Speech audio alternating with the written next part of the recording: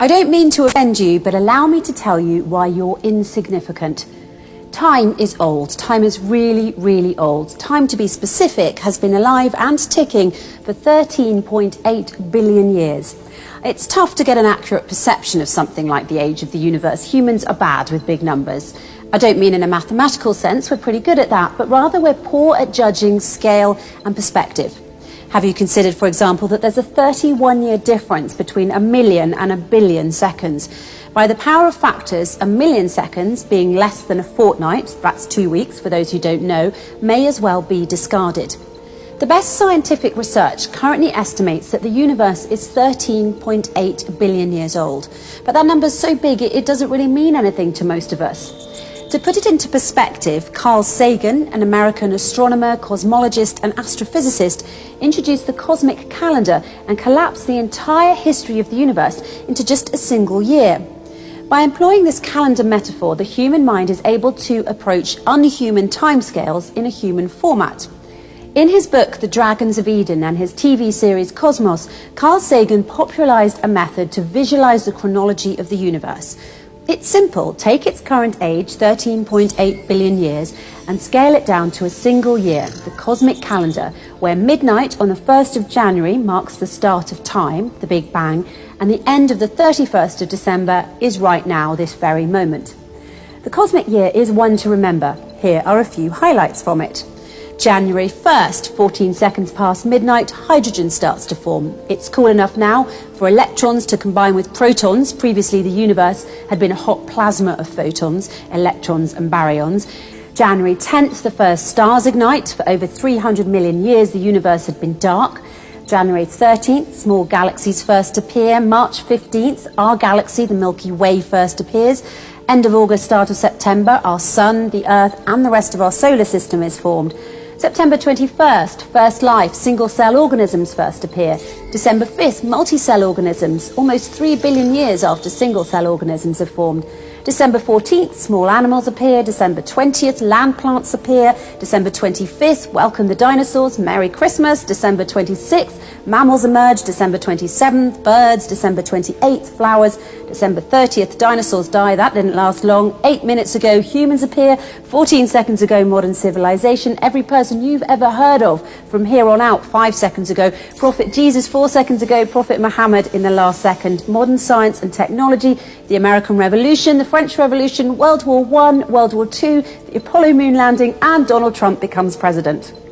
Your life, if you're lucky enough to live to the age of 109, is a blink of an eye, a quarter of a second.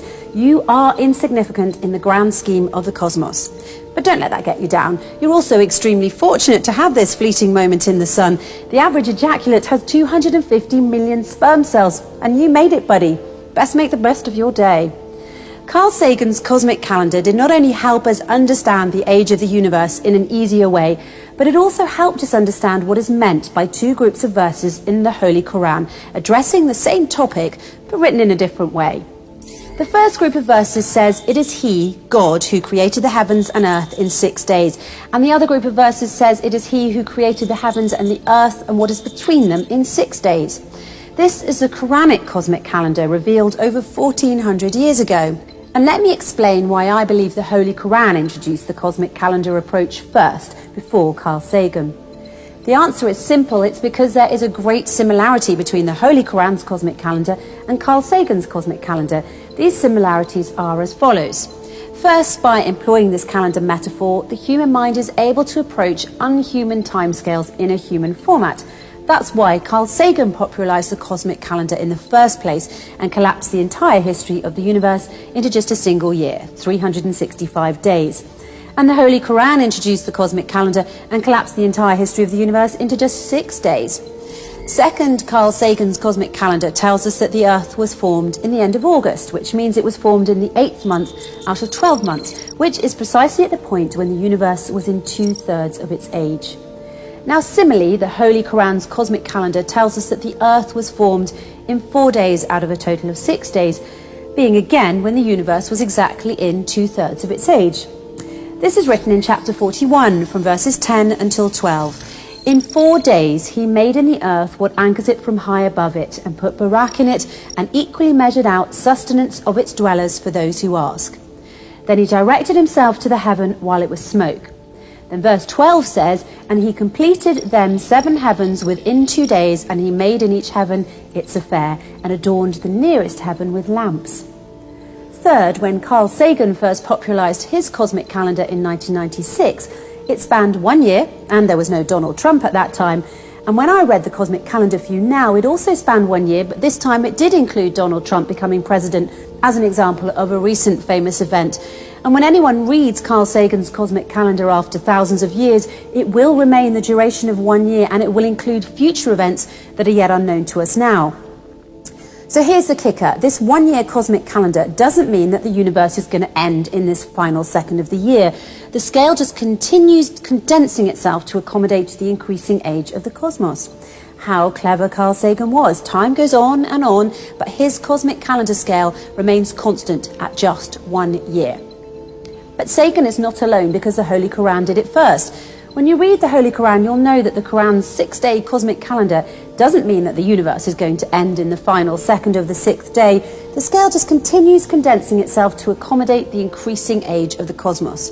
When the Holy Quran says it is He, God, who created the heavens and earth in 6 days, and in another verse says it is He who created the heavens and the earth and what is between them in 6 days, it is implying that what is between the heavens and the earth have not yet ended.